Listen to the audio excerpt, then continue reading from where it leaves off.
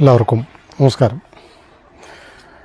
കഴിഞ്ഞ കുറച്ച് ദിവസമായിട്ട്, പ്രത്യേകിച്ചും ജനുവരി 22-ന് ശേഷം ഈ അയോധ്യയിലെ രാമക്ഷേത്രം ബാബർ തകർത്തിട്ടില്ല.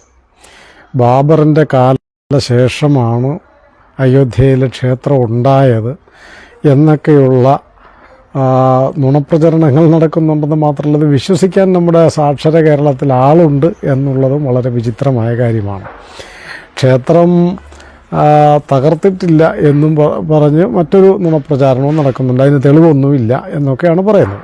ഏതായാലും ഞാനതിൻ്റെ രാഷ്ട്രീയം ഒക്കെ മാറ്റിവെച്ചിട്ട് അതിൻ്റെ ഒരു നാൾ വഴികൾ പറയാം. അയോധ്യയിൽ ശ്രീരാമക്ഷേത്രം സ്ഥാപിച്ചത് രാമൻ്റെ തന്നെ മക്കളായ ലവകുശന്മാരാണ്. ഇനി അത് വിശ്വസനീയമല്ല എന്നുണ്ടെങ്കിൽ അത് വിട്ടേക്കുക. ആ രാമക്ഷേത്രം അനേകം നൂറ്റാണ്ടുകൾ നിലനിന്നതിന് ശേഷം അതൊക്കെ നിങ്ങൾക്ക് ഒഴിവാക്കാവുന്നതാണ് ഞാനിപ്പോൾ പറയുന്ന കാര്യം.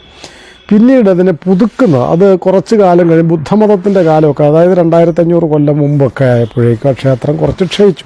ക്ഷേത്രം ക്ഷയിച്ചു എന്നല്ല, ക്ഷേത്രത്തിൻ്റെ പ്രാധാന്യം കുറയുകയും പുതിയതായി വന്ന ഒരു മതത്തിൻ്റെ ആവേശത്തിലും അന്തരീക്ഷത്തിലും കൂടുതൽ ജനങ്ങൾ അതിലേക്ക് ആകൃഷ്ടരാവുകയും അയോധ്യയിലേക്കുള്ള ഒഴുക്ക് ഒന്ന് ചെറുതാവുകയും ചെയ്തു, ഒന്ന് ശോഷിക്കുകയും ചെയ്തു. അങ്ങനെ ആ ക്ഷേത്രം കുറച്ചൊന്ന് ജീർണിച്ച് അവസ്ഥയിലായ വേളയിലാണ് ചന്ദ്രഗുപ്ത വിക്രമാദിത്യൻ, ഏതായാലും അത് അടുത്ത കാലത്തൊന്നും അല്ലല്ലോ, ചന്ദ്രഗുപ്ത വിക്രമാദിത്യനാണ് ഈ ശ്രീരാമക്ഷേത്രം ലവകുശന്മാർ സ്ഥാപിച്ചു എന്ന് പറഞ്ഞ ഈ ക്ഷേത്രം പുതുക്കി പണിയുന്നത് ചന്ദ്രഗുപ്ത വിക്രമാദിത്യനാണ്. അദ്ദേഹമാണ് ആ ക്ഷേത്രം ഒരു മഹാക്ഷേത്രമാക്കി പരിണമിപ്പിച്ചത്. അതിനു മുൻപ് വരെ രാമൻ, സീത, ലക്ഷ്മണൻ, ഭരതൻ ഇവരുടെയൊക്കെ വിഗ്രഹങ്ങളാണ് അവിടെ ഉണ്ടായിരുന്നത്. പക്ഷെ ചന്ദ്രഗുപ്ത വിക്രമാദിത്യൻ ക്ഷേത്രം പുതുക്കിയതിന് ശേഷം, പുതുക്കുമ്പോൾ അദ്ദേഹം ചെയ്തത് അതൊരു വിശാലമായ ക്ഷേത്ര നഗരിയാക്കി മാറ്റി. എന്ന് വെച്ചെന്നാൽ അതിന് ക്ഷേത്രങ്ങൾ, ഉപദേവതകൾ, അനേകം ചെറിയ ചെറിയ ക്ഷേത്രങ്ങൾ, അതുകൂടാതെ ധാരാളം പർണശാലകൾ, ധ്യാനമണ്ഡപങ്ങൾ, അതുപോലെ ഋഷിവാടങ്ങൾ, ധാരാളം കിണറുകൾ, വസതിഗൃഹങ്ങൾ, വിശാലമായ പൂന്തോട്ടം, ഇങ്ങനെ ആ പ്രദേശം മുഴുവൻ ഉൾക്കൊള്ളുന്ന നൂറുകണക്കിനോ ആയിരക്കണക്കിനോ ആൾക്കാർക്ക് വന്നാൽ ഒരേ സമയത്ത് താമസിക്കുകയും ധ്യാനിക്കുകയും ഭജന നടത്തുകയും ആരാധന നടത്തുകയും അങ്ങനെ അവർക്ക് മറ്റ് തടസ്സങ്ങളൊന്നും ഇല്ലാതിരിക്കാൻ പാകത്തിലുള്ള കെട്ടിടങ്ങളും കിണറുകളും, അനേകം കിണറുകൾ, സീതാകൂപം എന്ന് പറഞ്ഞ് 8 കോണുള്ള ഒരു കിണർ അവിടെ ഉണ്ടായിരുന്നു. അതൊക്കെ പണ്ട് ഈ സമീപകാലത്ത്, അതായത് ഈ ആർക്കിയോളജിക്കൽ സർവേ ഓഫ് ഇന്ത്യ കണ്ടെത്തിയത് കൂടിയാണ്. അങ്ങനത്തെ വിശാലമായ ഒരു ക്ഷേത്ര നഗരിയാണ് ചന്ദ്രഗുപ്ത വിക്രമാദിത്യൻ പണിതതും. ആ പ്രദേശം മുഴുവൻ, ഇപ്പോൾ ഈ അയോധ്യയിൽ പോയിട്ടുള്ളവർക്കറിയാം, ആ പ്രദേശം മുഴുവൻ ഒരു ക്ഷേത്ര നഗരി പോലെയാണ്. ഈ രാമക്ഷേത്രം മാത്രമല്ല, പ്രദേശം മുഴുവൻ അങ്ങനെയാണ്. അതങ്ങനെ ആക്കിയത് ചന്ദ്രഗുപ്ത വിക്രമാദിത്യൻ എന്ന് നാം ചരിത്ര പാഠപുസ്തകത്തിൽ പഠിച്ചിട്ടുള്ള ആളാണ്. അദ്ദേഹം സ്ഥാപിച്ച ക്ഷേത്രം തന്നെയല്ല, അദ്ദേഹം ക്ഷേത്രം പുനരുദ്ധരിച്ച് കഴിഞ്ഞപ്പോൾ അത് നന്നായി നിലനിന്ന് പോകാൻ വേണ്ട എല്ലാ ഏർപ്പാടുകളും ഒക്കെ ഭരണ സംവിധാനത്തിൽ നിന്ന് തന്നെ ചെയ്യുകയും ആ ക്ഷേത്രം ലോകപ്രശസ്തമായി മാറുകയും അനേക ലക്ഷം ആൾക്കാർ വന്നു പോവുകയും ചെയ്യുന്ന ഇടമായി അയോധ്യയിലെ ശ്രീരാമക്ഷേത്രം മാറി. അത് കഴിഞ്ഞ് പിന്നീട് ആ ക്ഷേത്രത്തിന് ക്ഷയം സംഭവിക്കുന്നത് 1526 ഔറംഗസീബ് വന്നതിന് ശേഷമാണ്, ബാബർ വന്നതിന് ശേഷമാണ്. മുഗള ചക്രവർത്തിയായ ബാബർ ഭാരതം ആക്രമിച്ചു വരുന്നത് 1526 1528 അയോധ്യ ആക്രമിക്കുന്നതും ഈ രാമക്ഷേത്രം തകർന്നതും. ഈ വിശാലമായ ക്ഷേത്ര നഗരി ആക്രമിച്ച് ക്ഷേത്രങ്ങളെല്ലാം അടിച്ച് തകർക്കുകയും മുഖ്യക്ഷേത്രം ഇരുന്ന, രാമക്ഷേത്രം ഇരുന്ന ഈ ക്ഷേത്രം അടിച്ച് തകർത്ത് സമ്പൂർണമായും അത് മാറ്റിയിരുന്നെങ്കിൽ ഇവരിപ്പോൾ പറയുന്ന ഈ വ്യാജ ചരിത്രകാരന്മാർ പറയുന്നത് നമുക്ക് വിശ്വസിക്കാമായിരുന്നു. പക്ഷെ അവർ ചെയ്തത് ബാബറിൻ്റെ അതിബുദ്ധി കൊണ്ടാണോ, അതോ ഭാവിയിൽ ഒരിക്കലും ഇവർ പരാജയപ്പെടില്ല, അല്ലെ ഇവരുടെ വംശം പരാജയപ്പെടില്ല, ഈ സാമ്രാജ്യം തകരില്ല എന്ന് തെറ്റിദ്ധരിച്ചിട്ടാണോ എന്നറിയില്ല. അവർ ഈ മുസ്ലിം ആക്രമണകാരികളല്ല എല്ലാ കാലത്തും ചെയ്തിട്ടുള്ളത്, ആക്രമിച്ച് തകർക്കുകയും തകർക്കപ്പെട്ട ക്ഷേത്രങ്ങളെ കൊണ്ട് തന്നെ അവരുടെ പള്ളികളോ അല്ലെങ്കിൽ മറ്റെന്തെങ്കിലും കെട്ടിടങ്ങളോ കൊട്ടാരങ്ങളോ ഉണ്ടാക്കുകയുമാണ് പതിവ്.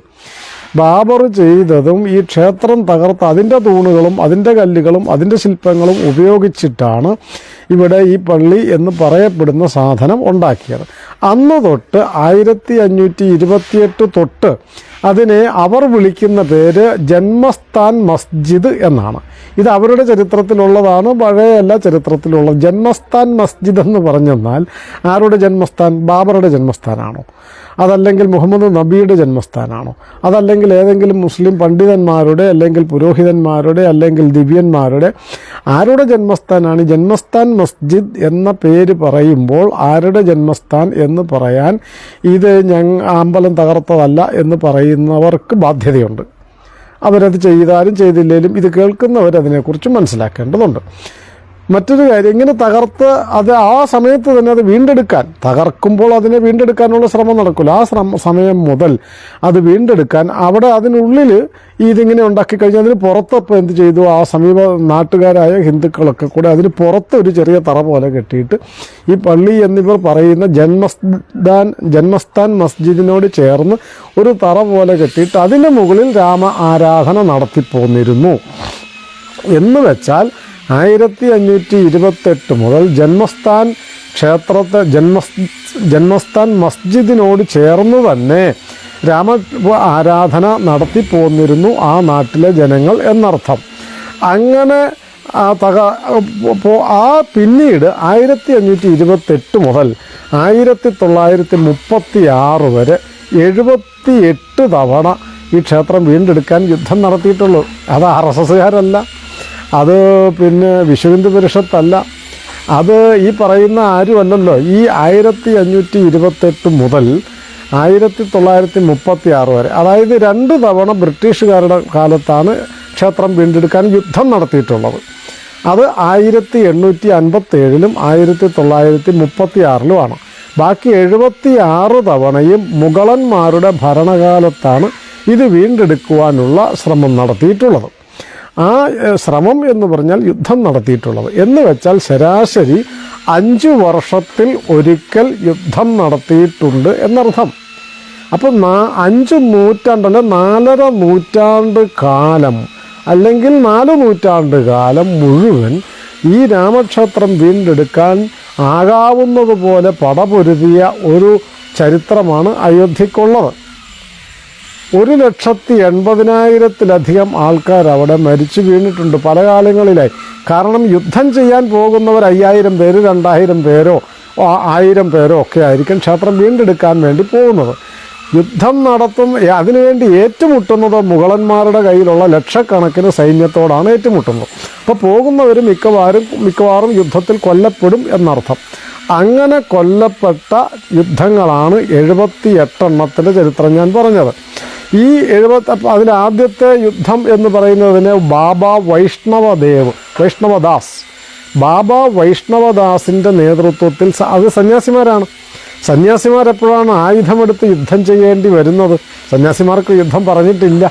സന്യാസിമാർ യുദ്ധം ചെയ്യേണ്ടി വരുന്നു ആയുധമെടുത്തിട്ട് എന്ന് പറഞ്ഞെന്നാൽ സർവ്വസാധാരണക്കാരായ ജനങ്ങൾ രാജ്യരക്ഷയ്ക്ക് തയ്യാറാകുന്നില്ല, ധർമ്മരക്ഷയ്ക്ക് തയ്യാറാകുന്നില്ല എന്നാണ് അതിൻ്റെ അർത്ഥം. അങ്ങനെ ജനങ്ങൾ ധർമ്മരക്ഷയ്ക്കും രാജ്യരക്ഷയ്ക്കും തയ്യാറാകാതെ വരുമ്പോൾ സന്യാസിമാർ ഒളിച്ചോടാൻ പാടില്ലല്ലോ. അവരെല്ലാം ഉപേക്ഷിച്ചവർക്ക് അവർക്കൊന്നും പ്രശ്നമല്ല. അതുകൊണ്ട് അവരെന്ത് ചെയ്തു? ചിമട്ട എന്ന് പറയുന്ന ഒരു തരം ആയുധമുണ്ട്. നമ്മൾ കുക്കറികൾ എന്ന് പറയുന്നില്ലേ, ഗൂർഖകളുടെ കയ്യിലിരിക്കുന്ന കുക്കറി, അതുപോലത്തെ ഒരായുധമാണ് ചിമട്ട. ഈ ആയുധവും ഉപയോഗിച്ച് ബാബ വൈഷ്ണവദാസിൻ്റെ നേതൃത്വത്തിൽ ആയിരക്കണക്കിന് സന്യാസിമാരും കുറച്ച് ജനങ്ങളും ചേർന്ന് യുദ്ധം നടത്തിയിട്ടുണ്ട്. എല്ലാവരും കൊല്ലപ്പെട്ടിട്ടുണ്ട്. ഔറംഗസേബുമായിട്ടാണ് ആ യുദ്ധം എന്നോർക്കണം. അത് കഴിഞ്ഞ് സ്വാമി മഹേശ്വരാനന്ദ് എന്ന് പറയുന്ന സന്യാസിയുടെ നേതൃത്വത്തിൽ ഹുമയൂണുമായിട്ട്, അത് കഴിഞ്ഞല്ല മറ്റൊരവസരത്തിൽ ഹുമയൂണുമായിട്ട് ഏറ്റുമുട്ടുന്നുണ്ട്. തമിഴ്നാട്ടിൽ നിന്നും ബലരാമാചാരി സ്വാമികൾ എന്ന ആള് സന്യാസി ഇവിടെ നിന്ന് തന്നെ, തമിഴ്നാട്ടിൽ നിന്ന് തന്നെ, ദക്ഷിണ ഭാരതത്തിൽ നിന്ന് തന്നെ ആൾക്കാരെ കൂട്ടിക്കൊണ്ടു പോയിട്ട് ക്ഷേത്രം വീണ്ടെടുക്കാൻ യുദ്ധം ചെയ്തിട്ടുണ്ട്. അദ്ദേഹമാണ് ഈ ഒരു ചതുരത്തറ, ശരിക്കും ഒരു തറ കെട്ടി അവിടെ ആരാധന, രാം ചബുത്ര എന്ന് പറയുന്ന തറ കെട്ടി ആരാധന നിലനിർത്തി പോകുന്നത് ഈ തമിഴ്നാട്ടിൽ നിന്ന് പോയ ബലരാമാചാരി സ്വാമികളാണ്. രാജാ ഗുരുദത്ത സിംഗ് ലക്നൗ നവാബിനോട് ഏറ്റുമുട്ടി. ഷബാദത്ത് അലി ഖാൻ എന്നായിരുന്നു ലക്നൌവിലെ നവാബ്. ആ നവാബിനോട് ഏറ്റുമുട്ടി രാജാ ഗുരുദത്ത സിംഗും പടയാളികളും മരിച്ചിട്ടുണ്ട്. ഹനുമാൻഗഡിയിലെ മഹന്ത് ഉദ്ധവദാസ്, അതുപോലെ രാജാ ദേവി ബക്ഷ് സിംഗ്, ഇവർ രണ്ടുപേരും യുദ്ധം ചെയ്തു. ഒരു ചെറിയ വിജയമൊക്കെ നേടിയെങ്കിലും ദീർഘകാല അടിസ്ഥാനത്തിൽ അവരും പരാജയപ്പെട്ടു. ഭീട്ടി എന്ന് പറയുന്ന ഒരു നാട്ടുരാജ്യത്തിലെ രാജാവ് മഹാബാബു സിംഗ് 17 ദിവസം യുദ്ധം ചെയ്ത് അദ്ദേഹവും പടയാളികളും മരിച്ചു. സുൽത്താൻപൂരിലെ രാജകുമാർ സിംഗ് യുദ്ധം ചെയ്ത് രക്തസാക്ഷിയായി. പൂർവ ഗ്രാമം എന്ന് പറയുന്ന പ്രദേശത്തെ ദേവി ഭിണ്ടെ യുദ്ധം ചെയ്ത് മരിച്ചു. ഇതിനിടയിൽ രാജാ മാൻസിംഗ് എന്ന് പറയുന്ന അവിടുത്തെ രാജാവല്ല, മറ്റൊരു സ്ഥലത്തെ രാജാവാണ്, മധ്യഭാരതത്തിലെ രാജാവാണ് രാജാ മാൻസിംഗ്. അദ്ദേഹത്തിൻ്റെ സമ്മർദ്ദം, അദ്ദേഹം കുറച്ച് ഈ ക്ഷേത്രകാര്യങ്ങളിൽ ഇടപെട്ടതുകൊണ്ട് അദ്ദേഹം കുറച്ച് ബലമുള്ളയാളാണ്.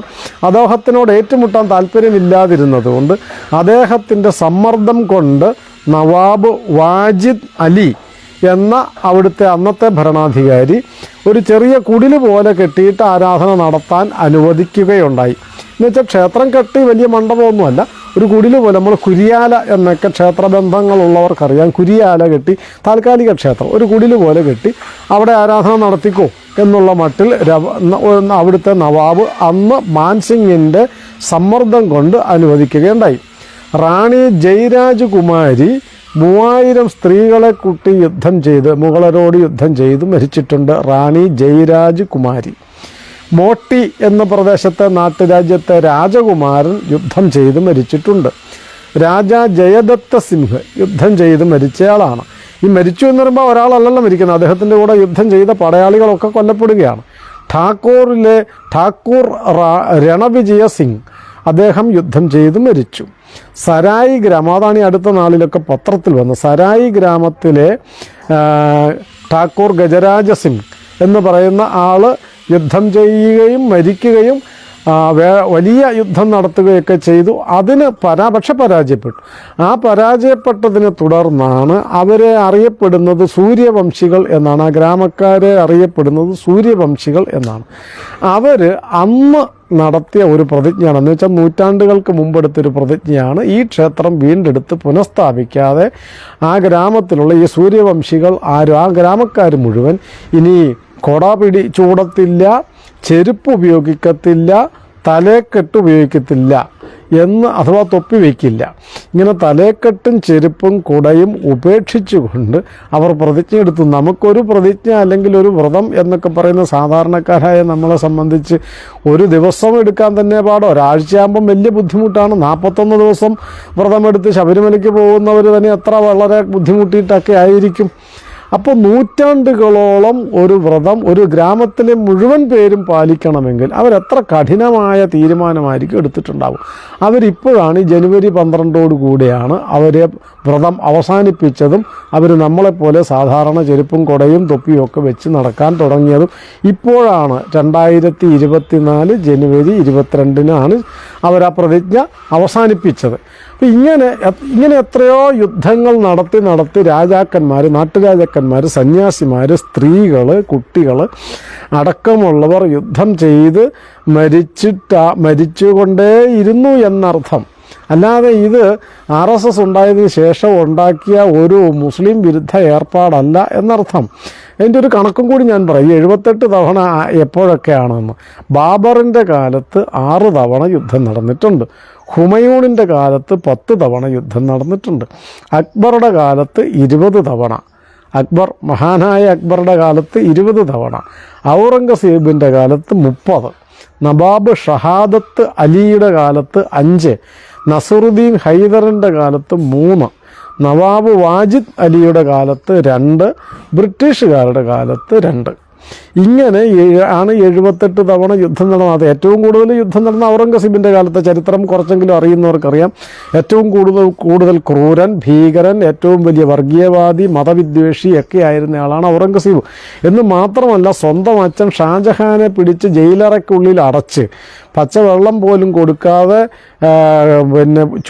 കൊന്ന മനുഷ്യനാണ് ഔറംഗസീബ് എന്ന് ഓർക്കണം. ഔറംഗസീബിൻ്റെ മൂത്ത മകൻ ദാരാ ഷിക്കോവ് എന്നാണ് അദ്ദേഹത്തിൻ്റെ പേര്. അദ്ദേഹം കുറച്ചു ഭാരതീയ സംസ്കാരവും ദർശനവും ഉപനിഷത്തുക്കളൊക്കെ പഠിക്കുകയൊക്കെ ചെയ്ത ആളായതുകൊണ്ട് ഹിന്ദു സംസ്കാരം ഉൾക്കൊണ്ട ആളാണ് മൂത്ത മകൻ, ഔറംഗസീബിൻ്റെ മൂത്ത മകൻ. അദ്ദേഹം ഉപനിഷത്തൊക്കെ അവരുടെ ഭാഷയിലേക്ക് വിവർത്തനം ചെയ്തിട്ടുണ്ട്. അപ്പോൾ അങ്ങനെ ഒരാൾ ഭാരതത്തിൻ്റെ മുഗളന്മാരുടെ ചക്രവർത്തി ആവുന്നത് ശരിയല്ലോ എന്നുള്ളത് കൊണ്ടായിരിക്കാം ഔറംഗസീബ് അച്ഛനെ പിടിച്ച് ജയിലിൽ അടച്ച് ജ്യേഷ്ഠനെ കൊന്ന് കഴുത്ത് വെട്ടി തലയെടുത്ത് താലത്തിൽ വെച്ച് ആനപ്പുറത്ത് വെച്ച് ഡൽഹി മുഴുവൻ കൊണ്ടു നടന്ന് നാട്ടുകാരെ പേടിപ്പിച്ച ആളാണ് ഔറംഗസീബ്. എന്ന് മാത്രമല്ല, ഭാവിയിൽ തൻ്റെ അധികാരത്തെ ചോദ്യം ചെയ്യാൻ ആരും വരരുത് എന്ന് കരുതി ഈ ദാരാ ഷിക്കോവ് എന്ന ജ്യേഷ്ഠൻ്റെ 2 മക്കൾക്ക് വിഷം കൊടുത്ത് കൊല്ലുകയും ചെയ്തു. കൊച്ചുകുട്ടികളായിരുന്നു അവർ. അവർക്ക് വിഷം കൊടുത്ത് കൊന്ന് അതിലാനന്ദിച്ച് ജ്യേഷ്ഠനെയും ജ്യേഷ്ഠൻ്റെ മക്കളെയും അച്ഛനെയും ഒക്കെ പീഡിപ്പിക്കുകയും കൊല്ലുകയും ചെയ്ത ഔറംഗസീബാണ് നമ്മുടെ കേരളത്തിലെ ഒരുപറ്റം ആൾക്കാരുടെ മാതൃകാ പുരുഷൻ. അച്ഛനെ പീഡിപ്പിച്ചവനും ജ്യേഷ്ഠനെ കൊന്നവനും ഒക്കെയാണ് മാതൃകാ പുരുഷൻ. ആ ഔറംഗസീബാണ് മഹാനെന്നും രാമൻ മഹാൻ അല്ല എന്നും പഠിപ്പിക്കുന്നവരാണ് കേരളത്തിൽ ഇപ്പോഴും ഉള്ളത്. ഏതായാലും അതിരിക്കട്ടെ.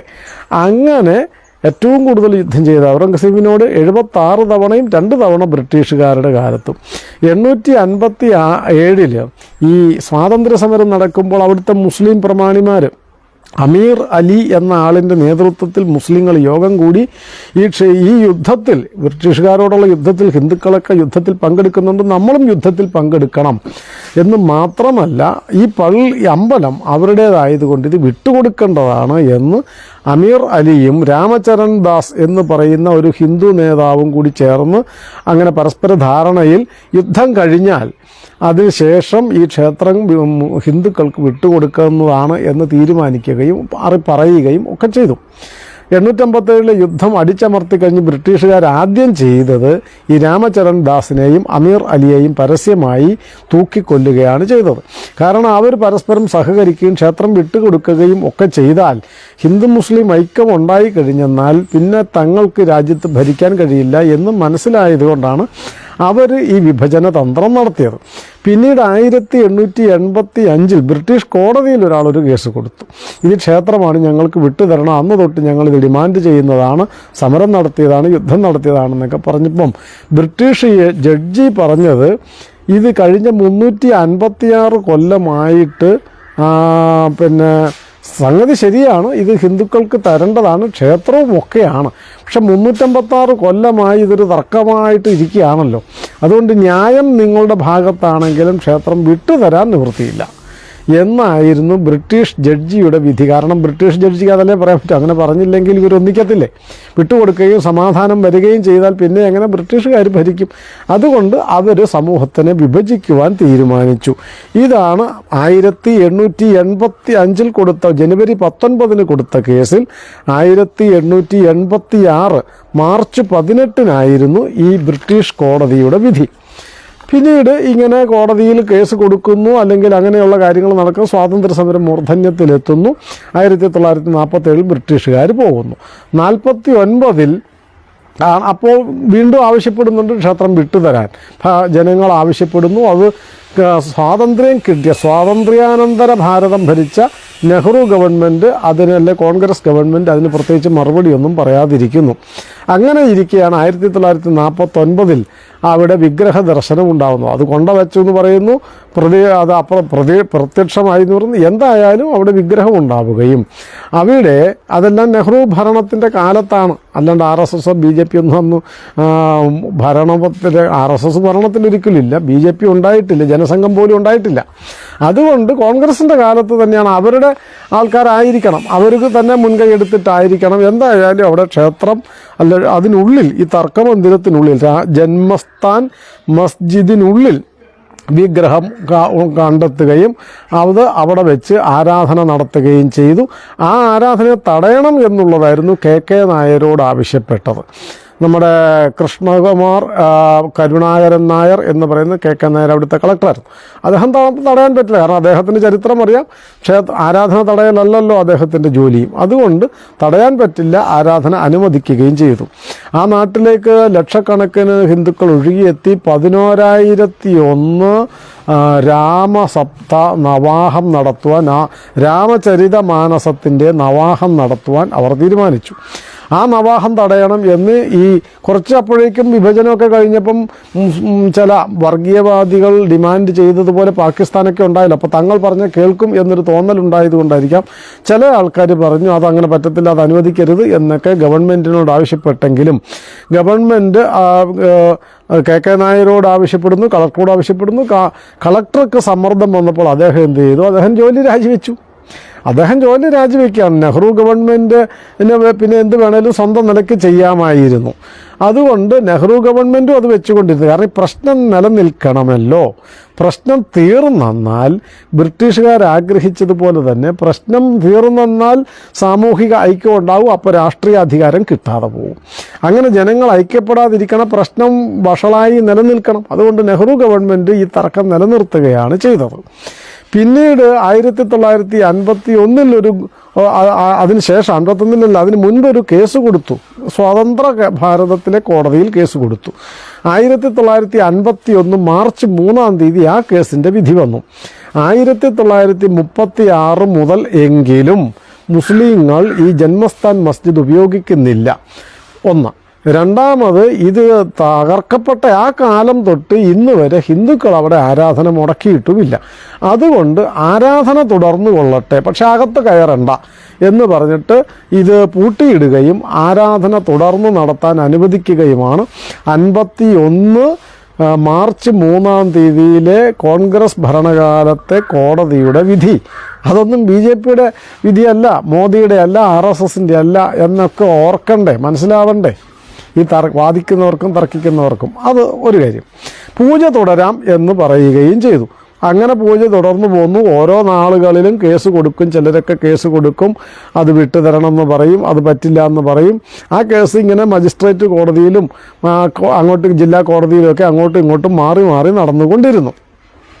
1986 അതിന് മുൻപ് കൊടുത്ത ഒരു കേസിന് ഒരു വക്കീൽ കൊടുത്ത ഒരു കേസ്, ആ കേസ് 1986 ഫെബ്രുവരി 1 ജില്ലാ കോടതി വിധിച്ചു. ഫൈസാബാദ് ജില്ലാ കോടതി വിധിച്ചത് 1951 വിധി 1936 മുതൽ ഇവിടെ മുസ്ലിങ്ങൾ കയറിയിട്ടില്ല എന്ന് പറഞ്ഞുകൊണ്ട് ആ വിധി ഉദ്ധരിച്ചുകൊണ്ട് 86 ഫൈസാബാദ് ജില്ലാ കോടതി പറഞ്ഞു 51 ഇട്ട മതിൽ തുറക്കുക, അല്ലെങ്കിൽ പൂട്ട് തുറക്കുക.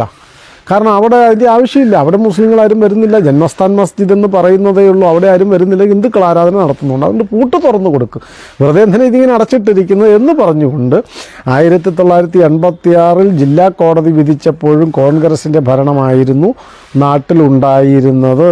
BJP ചിത്രത്തിലില്ല, RSS ഇതിലൊന്നും ഇടപെട്ടിട്ടുമില്ല. പിന്നെ അതിനിടയിൽ നടന്ന ഒരു കാര്യമാണ് 1983 ഡൽഹിയിൽ കൂടിയ ധർമാചാര്യ സഭ, അതായത് സന്യാസി സമ്മേളനം. അവരാവശ്യപ്പെട്ടു 1983 ഈ ക്ഷേത്രം വിട്ടുകിട്ടുക. എത്ര നൂറ്റാണ്ട് കാലമായി ഇതിനു വേണ്ടി വാദിക്കുകയും യുദ്ധം ചെയ്യുകയും കേസ് കൊടുക്കുകയും ഒക്കെ ചെയ്തുകൊണ്ടിരിക്കുന്നു. അവിടെ മുസ്ലിങ്ങളാരും വരുന്നുമില്ല. ജന്മസ്ഥാൻ എന്നാണ് അവിടെ അറിയപ്പെടുന്നത്. ആ ക്ഷേത്രം ഞങ്ങൾക്ക് വിട്ടു, ആരാധന എല്ലാ കാലത്തും നടന്നുകൊണ്ടിരിക്കില്ല, ക്ഷേത്രമായിട്ട് പുതുക്കി ഒരു നല്ല ക്ഷേത്രമാക്കാൻ വേണ്ടി അത് ഞങ്ങൾക്ക് വിട്ടുതരണം എന്ന് 1983 ധർമാചാര്യ സഭ ആവശ്യപ്പെട്ടു. ഈ സന്ദർഭത്തിലാണ് വിശ്വ ഹിന്ദു പരിഷത്ത് അതിനോട് യോജിക്കാൻ, കൂടെ ചേരാൻ തീരുമാനിച്ചത്. അങ്ങനെയാണ് 1984 ശ്രീരാമ ജന്മഭൂമി മുക്തി യജ്ഞ സമിതി സന്യാസിമാരോടുകൂടി ചേർന്ന് വിശ്വ ഹിന്ദു പരിഷത്ത് രൂപീകരിക്കുന്നത് 1984 1528 മുതൽ 1984 വരെ ഈ ക്ഷേത്രത്തിന് വേണ്ടി യുദ്ധം ചെയ്തതും വാദിച്ചതും കേസ് കൊടുത്തതും ഒന്നും RSS വിശ്വ ഹിന്ദു പരിഷത്തോ സംഘപരിവാറോ ഒന്നുമല്ല. സന്യാസിമാർ, രാജാക്കന്മാർ, നാട്ടുകാർ, ഗ്രാമീണർ, ആ നാട്ടിലെ ജനങ്ങൾ മുഴുവനാണ്. നൂറ്റാണ്ടുകളായി ഈ പണിയെടുത്തുകൊണ്ടിരുന്നത്. RSSO വിശ്വ ഹിന്ദു പരിഷത്തോ അതുമായിട്ട് ബന്ധപ്പെടുന്നത് 1984 മാത്രമാണ്. അത് കഴിഞ്ഞ് പിന്നീട് 1900 ഏകാത്മത രഥയാത്ര നടത്തി. പിന്നീട് ജാനകി രാമരഥയാത്ര നടത്തി.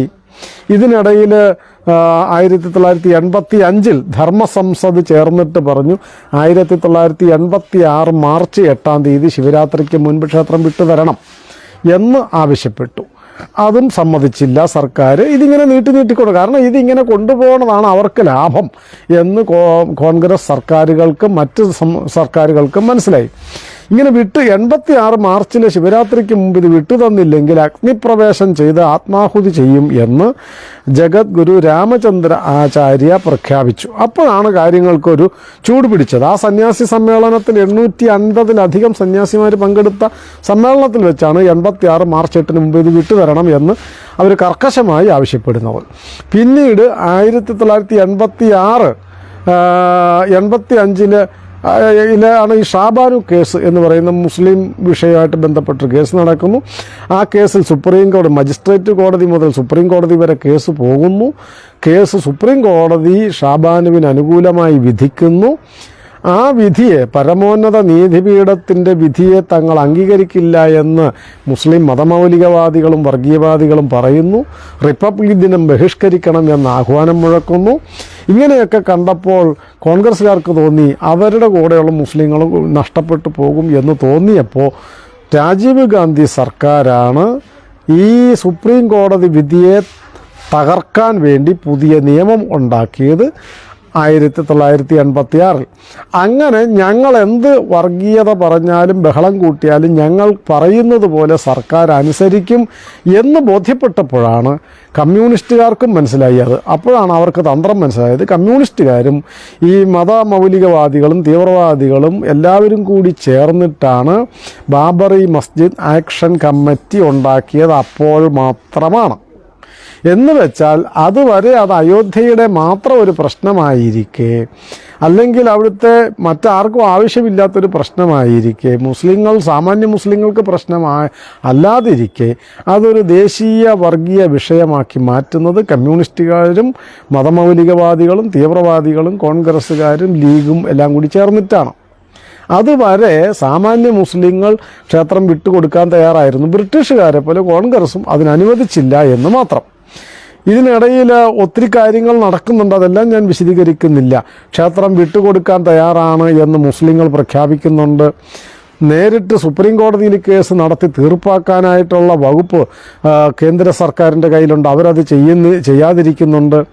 തർക്കമന്ദിരത്തിന് പുറത്ത്, അതായത് ഈ തർക്കക്കെട്ടിലിരിക്കുന്നതിന് പുറത്ത് 2.25 ഏക്കർ സ്ഥലമുണ്ട്.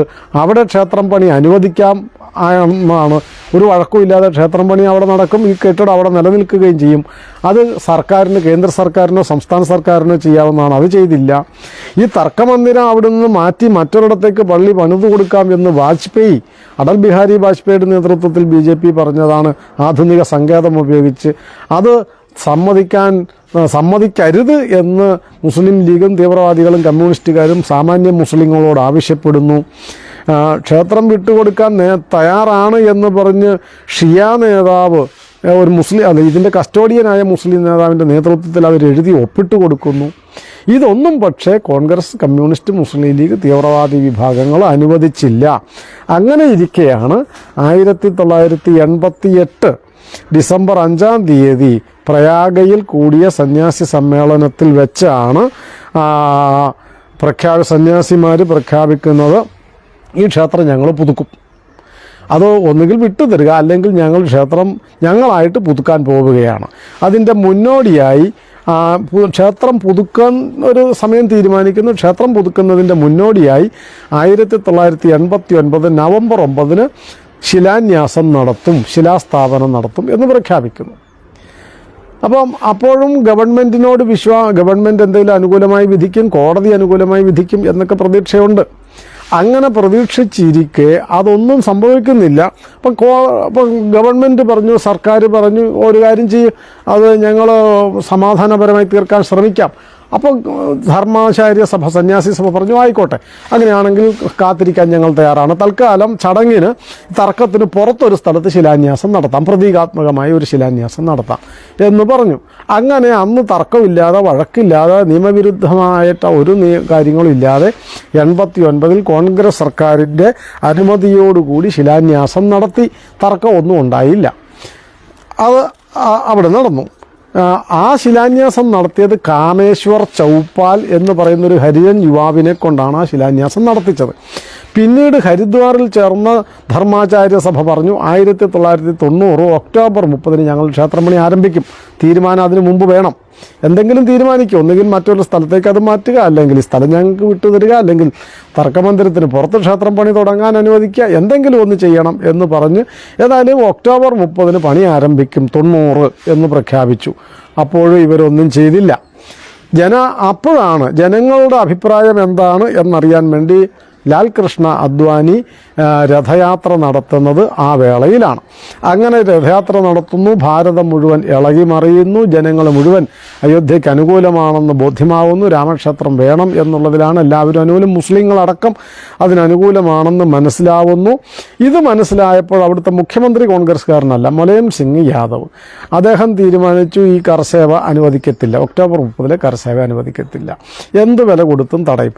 7 ചുറ്റു ഉരുക്ക് തൂണുകൾ കൊണ്ടുള്ള 7 ചുറ്റു വേലി, സരയൂ നദിയുടെ തീരത്തൂടി ഹൈ വോൾട്ടേജിലുള്ള കറണ്ട് പാസ് ചെയ്യിക്കുക, വിവിധ തരം പോലീസ് സേനകളെ വിന്യസിക്കുക, PAC എന്ന് പറയുന്ന പ്രൊവിൻഷ്യൽ കോൺസ്റ്റാബുലറി, ആംഡ് കോൺസ്റ്റാബുലറി എന്ന് പറയുന്ന ഒരുതരം ഭീകരമായ ഒരുതരം പോലീസ് സേനയെ വിന്യസിക്കുക.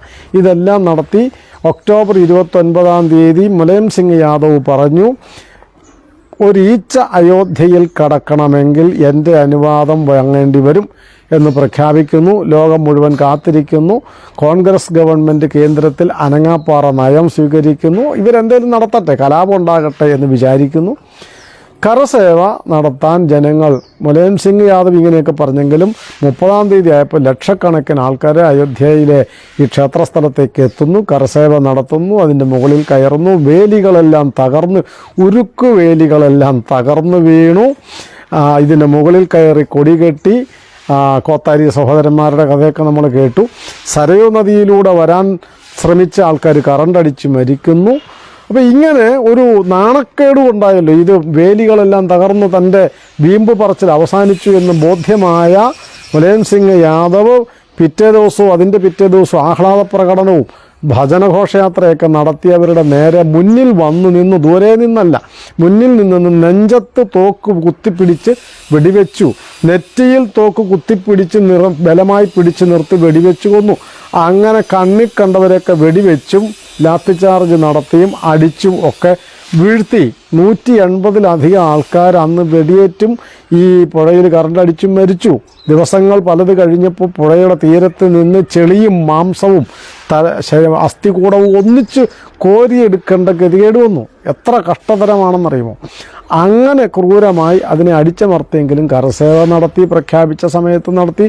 ഭാരതത്തിൻ്റെ മുക്കിലും മൂലയിലും നിന്ന് കർഷകരെത്തിയിരുന്നു. കേരളത്തിൽ നിന്നും വരുന്നു. അതിനു മുമ്പ് ശിലാന്യാസം നടത്തിയപ്പോഴും കേരളത്തിലടക്കം മുഴുവൻ ഭാരതത്തിൽ നിന്നും ഓരോ ഗ്രാമത്തിൽ നിന്നും രാമശില പൂജിച്ച് വീടാന്തരം കയറി ഇറങ്ങി പലയിടങ്ങളിലും കമ്മ്യൂണിസ്റ്റ് വീടുകളടക്കം സ്വീകരിച്ച് കൊണ്ടുപോയിട്ടാണ് ഈ ശിലാന്യാസത്തിന് അവിടെ എത്തിച്ചത്. അതിനുശേഷമാണ് കരസേവ പ്രഖ്യാപിച്ചതും നടത്തിയതും ഒക്കെ.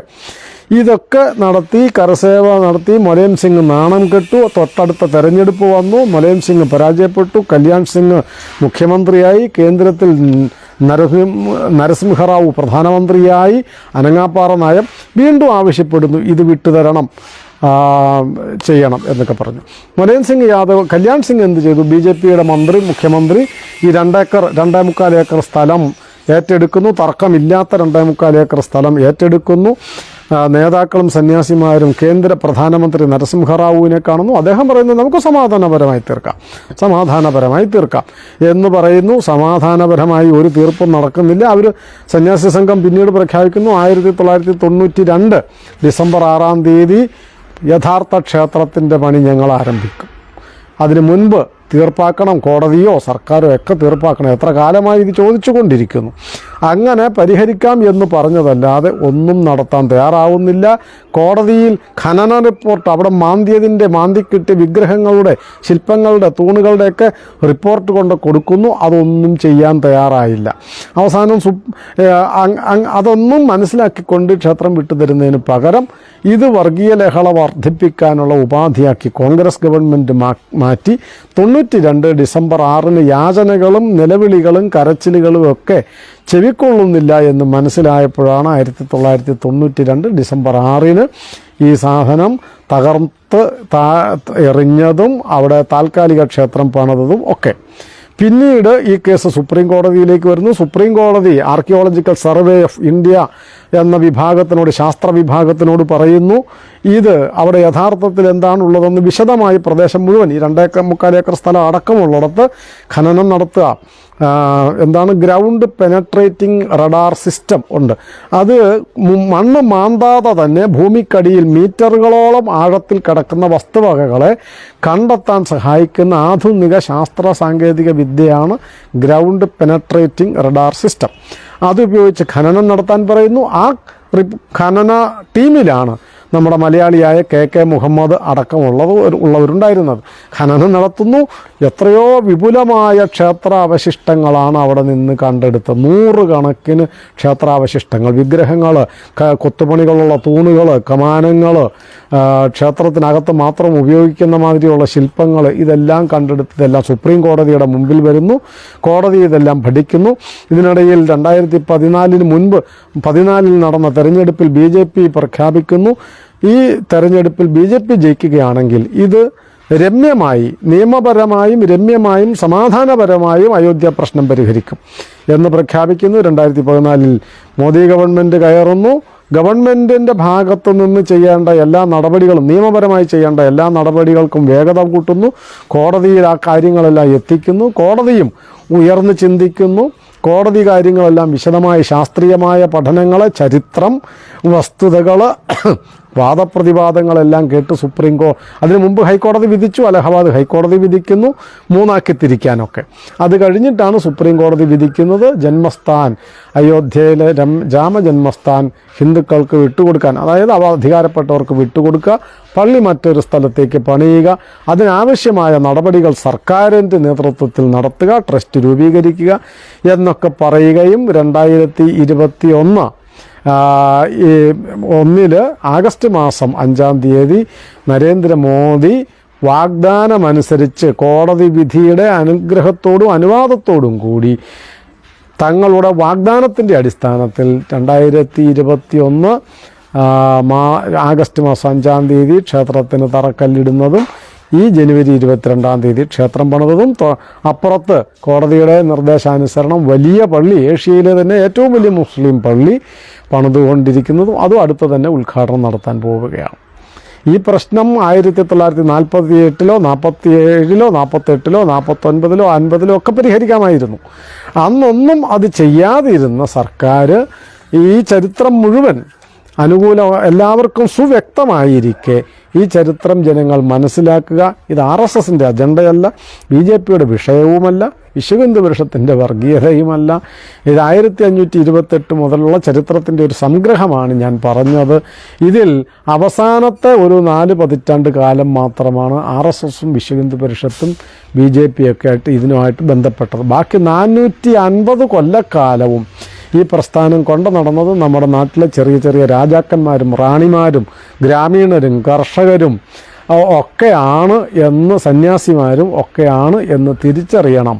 അതുകൊണ്ട് ചരിത്രമില്ല എന്ന് പറയുന്ന കപട കമ്മ്യൂണിസ്റ്റ് ചരിത്രകാരന്മാരെ ആട്ടി ഓടിക്കുവാൻ, അവരുടെ മുഖത്ത് കാർക്കിച്ച് തുപ്പി ഈ ചരിത്രം നിങ്ങൾ എപ്പോഴെങ്കിലും ഒന്ന് വായിച്ച് പഠിക്ക് എന്ന് പറഞ്ഞ് അവരെ ആട്ടി ഓടിച്ച് ഈ നാട്ടിൽ ഇനിയെങ്കിലും, ഇപ്പോൾ ഒരു പ്രശ്നം ഉണ്ടായില്ലല്ലോ, ഒരു തർക്കവും ഉണ്ടായില്ല, ഒരു കലാപവും ഉണ്ടായില്ല, കൂട്ടക്കുരുതി ഉണ്ടായില്ല, ഒന്നും ഉണ്ടായില്ല. ഇത് 1949-ലോ 50-ലോ ഇങ്ങനെ ചെയ്തിരുന്നെങ്കിലോ എന്തെങ്കിലും കുഴപ്പമുണ്ടാകുമായിരുന്നു. അപ്പം കലാപം ഉണ്ടാക്കുക എന്നുള്ളതായിരുന്നു കോൺഗ്രസിൻ്റെയും കമ്മ്യൂണിസ്റ്റിൻ്റെയും മുസ്ലിം ലീഗിൻ്റെയും ആവശ്യം. ആ ആവശ്യമാണ് അവർ കഴിഞ്ഞ 1947 മുതൽ ഈ 2021 വരെ അഥവാ 2024 വരെ അവർ കൊണ്ടു നടന്നത്. ഇതിനെ ഒരു കലാപ വിഷയമായിട്ട് എപ്പോഴും കത്തിച്ചു നിർത്തുക എന്നുള്ളതായിരുന്നു.